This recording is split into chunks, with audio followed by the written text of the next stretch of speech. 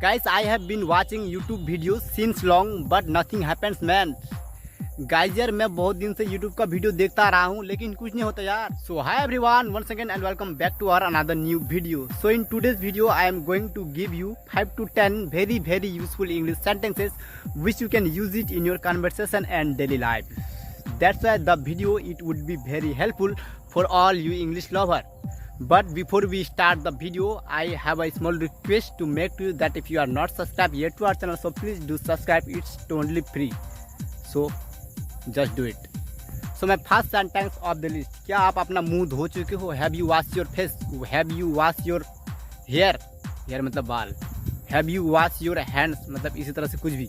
उसी तरह से wash your hair. अपने बाल धो. Wash your hair, wash your hands, wash your feet मतलब पैर. Wash your cloth. कुछ भी. क्या तुम नहाने जा रहे हो? Are you going to have a shower? SHOWER. Are you going to have a shower? नहीं मैं नहाने नहीं जा रहा हूँ. No, I am not going to have a shower.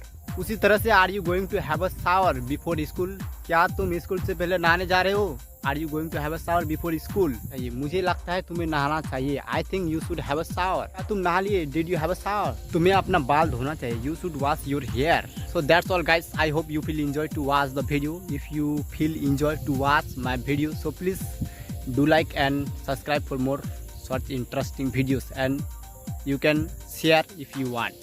So now I would like to say bye. अभी मैं bye bye करना चाहूँगा.